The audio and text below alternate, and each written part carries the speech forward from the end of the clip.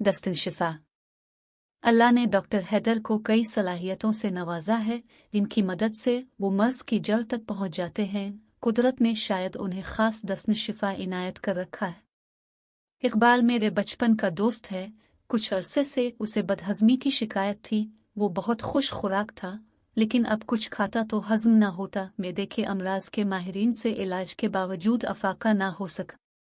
एक दिन में इकबाल को लेकर डॉक्टर हैदर के पास जा पहुंचा और तफसील से इकबाल के मसले से आगाह किया। डॉक्टर साहिब खुद इकबाल से भी इसका हाल गौर से सुनते रहे और कई सवालात करके मसला के तमाम पहलुओं के बारे में तफसीलात नोट करते रहे।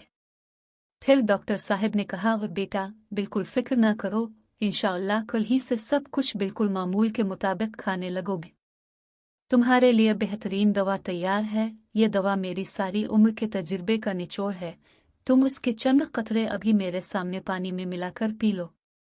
इकबाल ने फौरन उनसे दवा लेकर पानी में इसके चंद कतरे मिलाए और पानी पी लिया।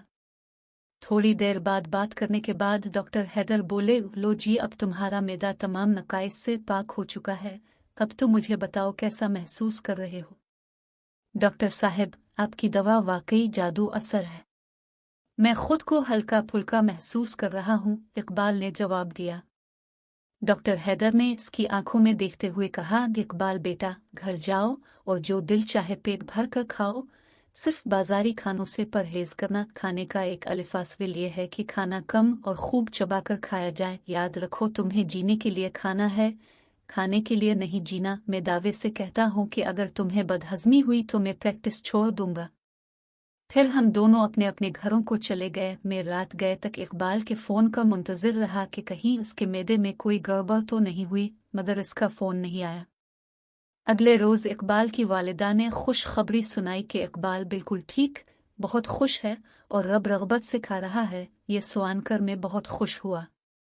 2 दिन बाद में ये सोचकर डॉक्टर हैदर के पास चला गया कि उनसे इस हैरत अंगेज़ दवा के मुतालिक पूछूं जो उनकी सारी उम्र के तजुर्बे का निचोड़ थी। मैंने डॉक्टर साहिब के पास जाकर उन्हें इकबाल का सारा अहवाल सुनाया और उनसे दवा की कीमत दरियाफ्त की ताकि इसे खरीद सकूं। डॉक्टर साहिब अपनी नशिस्त से अलिफाट है और मुस्कुराते हुए मेरे कंधे पर हाथ रखा और कहने लगे, वो तो महज सादा पानी था। वो मेरे हैरत में डूबे चेहरे को नज़रअंदाज करते हुए मजीद बोले, आपके दोस्त को दरहकीकत कोई मर्ज था ही नहीं।